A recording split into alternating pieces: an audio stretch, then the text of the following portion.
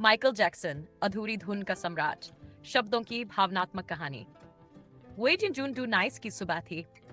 Los Angeles के एक आलीशान घर में सन्नाटा पसरा हुआ था, लेकिन उस सन्नाटे के पीछे छिपा था दुनिया का सबसे बड़ा तूफान।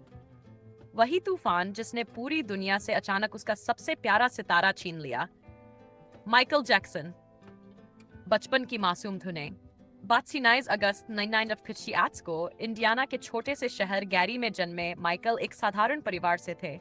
पिता जोसेफ सख्त स्वभाव के इंसान थे। वे चाहते थे कि उनके बच्चे गरीबी से निकलकर दुनिया में नाम कमाएं। बचपन का खेल उनके लिए गाने और नृत्य का अभ्यास बन गया। छोटी सी उम्र में ही माइकल ने अपने भाइयों के साथ जैक्सन 5 बैंड बना लिया। मंच पर आते ही उनकी चमक किसी को भी मोह लेती थी। उनकी आवाज में मासूमियत थी और उनके कदमों में जादू।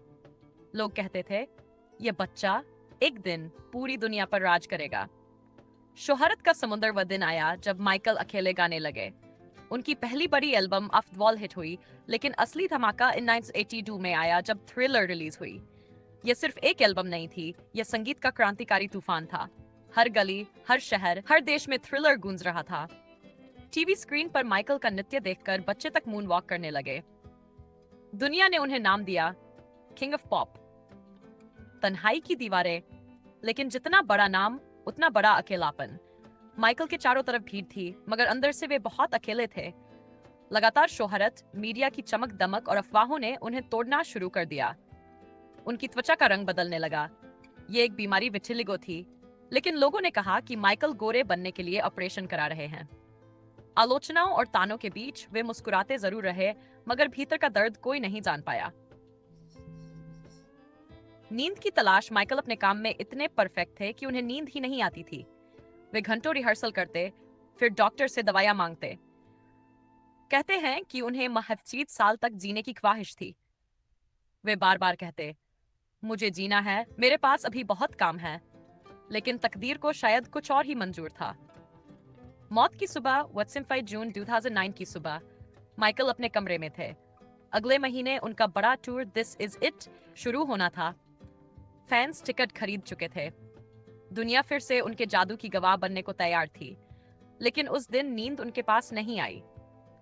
बार बार कहने पर उनके निजी डॉक्टर कॉनराड मरे ने उन्हें प्रोपोफोल नामक दवा दी। यह दवा इतनी खतरनाक थी कि केवल ऑपरेशन थिएटर में दी जाती है। कुछ ही मिनटों बाद कमरे का माहौल बदल गया।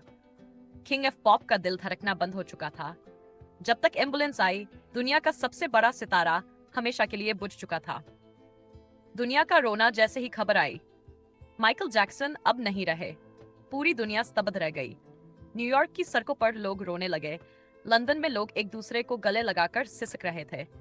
इंटरनेट ठप हो गया क्योंकि करोड़ों लोग एक ही समय पर खबरें पढ़ने लगे। उनके घर के बाहर लाखों फैंस जमा हो गए। हर किसी की जुबान पर एक ही सवाल था, क्या सच में माइकल मर गए हैं? रहस्यों की परछाइयां। माइकल की मौत के बाद कई रहस्य उठे। कहा गया कि वे मुहफ्फिज़ साल तक जीने की तैयारी कर रहे थे। कुछ लोग मानते हैं कि वे अब भी जिंदा हैं और कहीं छिपे हुए हैं।